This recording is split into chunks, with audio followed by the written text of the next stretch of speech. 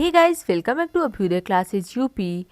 आज की इस वीडियो में अगेन हम हमारा बायोलॉजिकल साइंस का लेसन प्लान जिसका टॉपिक है जैव विकास, इसको देखेंगे। जैसा कि अपने पिछले वीडियो में हमने वृद्धि एवं विकास टॉपिक का लेसन प्लान डिस्कस किया था और कहा था कि नेक्स्ट वीडियो में हम देखेंगे जैव विकास, जो हमारा पाठ्य योजना संख्या होगा 30वें नंबर का। ऑलरेडी हमने 29 पाठ्य योजनाओं पर चर्चा कर लिया है।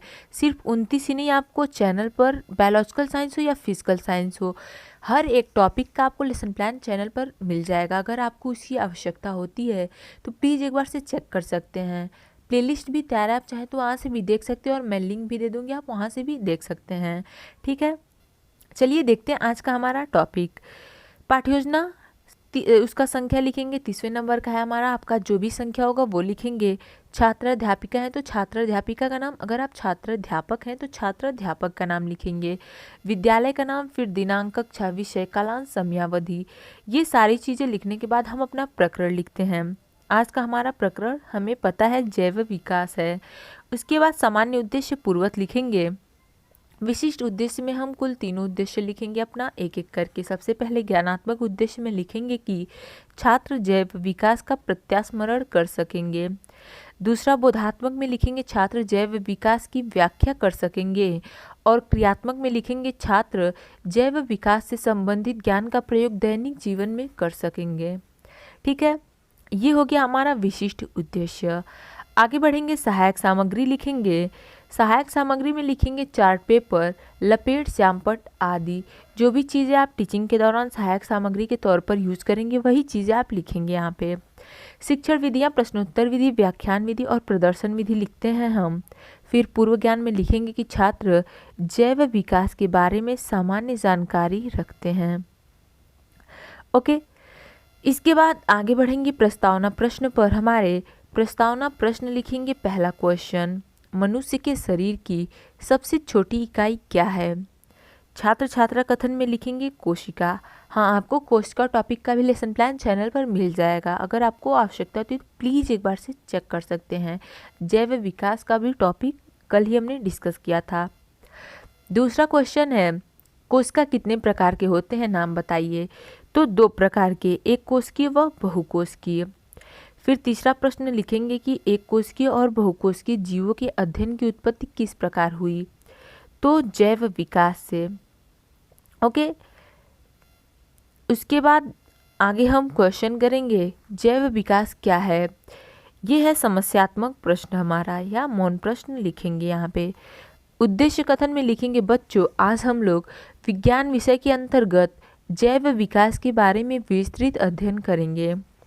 आगे बढ़ेंगे प्रस्तुतिकरण पर। अपने प्रस्तुतिकरण में शिक्षण बिंदु, छात्र अध्यापिका कथन या छात्र अध्यापक कथन, छात्र छात्रा कथन और श्यामपट्ट कार्य का भी एक बॉक्स हम बनाते हैं। इसके बाद लिखते हैं हम अपना पहला शिक्षण बिंदु। आज का हमारा पहला शिक्षण बिंदु जो है वह है जीव की उत्पत्ति। ठीक, तो सबसे पहला शिक्षण बिंदु लिखेंगे हमारा, उसमें विकासात्मक प्रश्न करेंगे कि जीवों की उत्पत्ति कैसे हुई थी। यहाँ पे हो जाएंगे छात्र मौन, हम लिख देंगे समस्यात्मक। आगे लिखेंगे अब स्पष्टीकरण। स्पष्टीकरण में लिखते हैं कि पृथ्वी पर जीव की उत्पत्ति एक अत्यंत मंद प्रक्रिया के फलस्वरूप हुई। प्रारंभ में पृथ्वी के वायुमंडल में नाइट्रोजन एवं जलवाष्प थी। अत्यधिक गर्म वाष्प एवं कार्बन की प्रतिक्रिया से हाइड्रोकार्बन का निर्माण हुआ। नाइट्रोजन व धातु की क्रिया से नाइट्राइट बने। नवनिर्मित नाइट्राइट व गर्म वाष्प की प्रतिक्रिया से अमोनिया गैस का निर्माण हुआ। हाइड्रोकार्बन व अमोनिया से शर्करा, कार्बनिक अम्लों का निर्माण हुआ। अमीनो अम्ल व कार्बनिक अम्ल द्वारा प्रोटीन का व प्रोटीन द्वारा वायरस का विकास हुआ। इस वायरस से फिर नीली हरी शैवाल, फिर इससे प्रोटोजोआ और फिर बहुकोशिकीय जीव का विकास हुआ। आगे लिखेंगे इसी में कि अर्थात सरलतम जीवों में परिवर्तन द्वारा क्रमशः अधिकाधिक जटिल जीवों की उत्पत्ति एवं विकास को ही क्या कहते हैं, जैव विकास कहते हैं। ये हो गया हमारा पहला शिक्षण बिंदु का स्पष्टीकरण। आगे हम बढ़ेंगे, छात्र ध्यानपूर्वक सुनेंगे, ये आप साथ में लिखते हुए ही आगे बढ़ेंगे। ठीक, ये आप लिख देंगे। फिर श्यामपट्ट कार्य करेंगे। यहाँ पे देख सकते हैं लिखा हुआ है वायरस, फिर नीली हरी शैवाल, प्रोटोजोआ, उसके बाद बहुकोशिकीय जीव। इतना क्लियर है। अब हम आगे देखते हैं अपना बोध प्रश्न। बोधात्मक प्रश्न हेडिंग लिखेंगे। इसमें पहला क्वेश्चन लिखेंगे कि सर्वप्रथम किसी कोशिका वाले जीव उत्पन्न हुए। किस कोशिका वाले? एक कोशिकीय। ठीक। दूसरा क्वेश्चन लिखेंगे कि एक कोशिकीय जीव से कौन से जीव उत्पन्न हुए? तो बहुकोशिकीय जीव। उसके बाद अब हम क्या करेंगे? अपना दूसरा शिक्षण बिंदु लिखेंगे। दूसरा शिक्षण बिंदु है हमारा जंतुओं के विकास का क्रम। ओके, हो गया। अब लिखते हैं इसमें विकासात्मक प्रश्न कि जंतुओं के विकास का क्रम क्या है। समस्यात्मक लिखेंगे इसमें छात्र छात्रा कथन वाले बॉक्स में।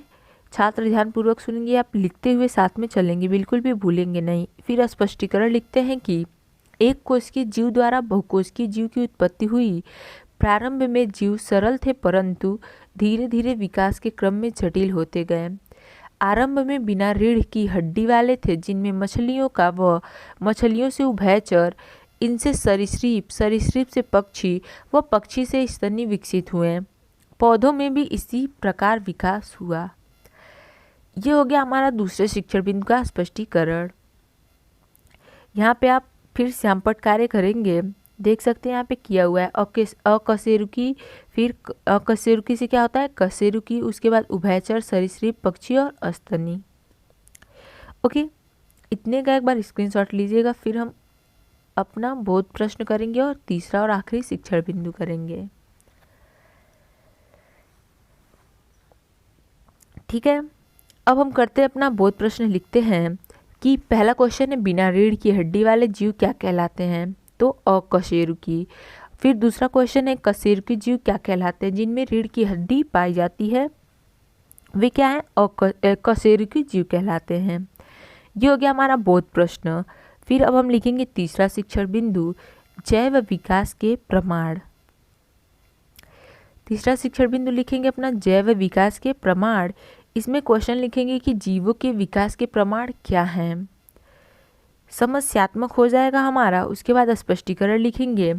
जैव विकास के वर्गीकरण प्रमाण के अंतर्गत प्रोटोजोआ से लेकर इकाइनोडर्मेटा तक समस्त जंतुओं का क्रमिक विकास हुआ।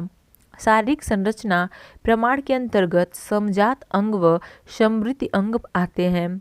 जीवाश्मी प्रमाणों के अंतर्गत जीवाश्म मृतजीवों के अवशेष, अवशेषी प्रमाण के अंतर्गत अवशेष व शरीर क्रिया प्रमाण के अंतर्गत पाचन तंत्र में समानता व हृदय की जटिलता के प्रमाण हैं। ये हो गया हमारा तीसरा शिक्षण बिंदु जैव विकास के प्रमाण का स्पष्टीकरण।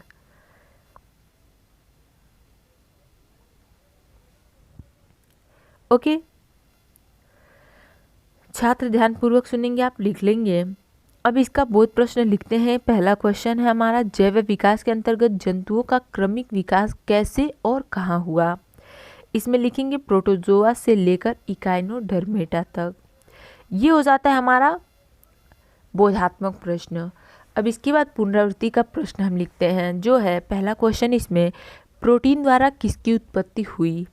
दूसरा, प्रारंभ में वायुमंडल में कौन सी गैस उपस्थित थी। और तीसरा, जैव विकास के प्रमाण के बारे में बताइए। ठीक, इसके बाद गृह कार्य लिखेंगे हम कि सभी छात्र घर से जैव विकास के बारे में लिखकर लाएंगे। सो गाइज, आज के वीडियो में बस इतना ही। यहीं पर हमारा पाठ्य योजना समाप्त होता है। मिलते हैं अपने अगले वीडियो में। तब तक के लिए चैनल से प्लीज़ जुड़े रहें। जाते वक्त अभ्युदय क्लासेज यूपी को सब्सक्राइब करना नहीं भूलेंगे, अवश्य ही करते जाएंगे। Okay, thank you.